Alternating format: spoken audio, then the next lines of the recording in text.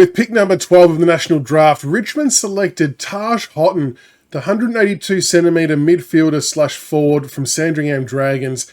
Now, this was a little bit of a surprise selection to some, but it sounds like to the Richmond Football Club this was always going to be the case, as it has come out in recent days from Taj Hotton's father on SEN, that even after he did his knee, the club had sort of committed to taking him in the draft no matter what, which is a really amazing story to hear, to be honest.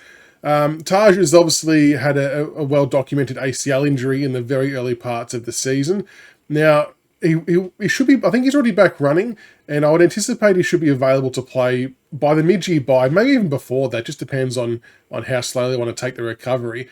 But with agility, clean hands, scoreboard impact, speed, vertical jump, X factor, Taj Hotton has it all, and like we said for a little while, that on exposed form and talent, this kid was a top 10 prospect up until he hurt himself, and that's kind of what forced him to slide back.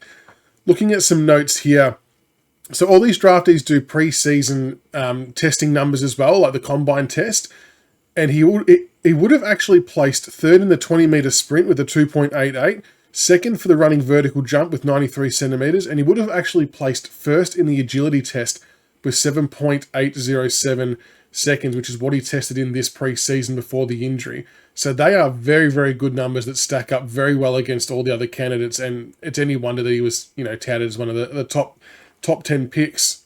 And while he didn't get to play any games for Vic Metro this year, in the 3 games he did play for Sandy Dragons, he averaged 28.7 disposals, 7.3 marks, 2.3 tackles and 1.7 goals, including one standout performance, well, not one, but his major standout performance of 32 disposals, 10 marks and 4 goals in round 2.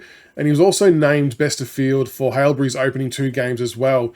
Now, obviously the injury has pushed back his playing ability a little bit, but in the time he spent out of the game playing, he was actually also working as a midfield coach for Hailebury alongside Scott Pendlebury.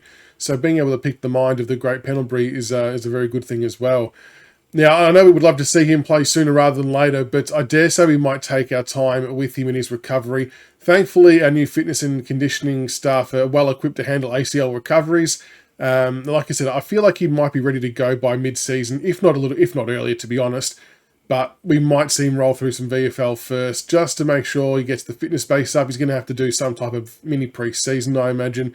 But don't be shocked to see him play some games in the back half of the year.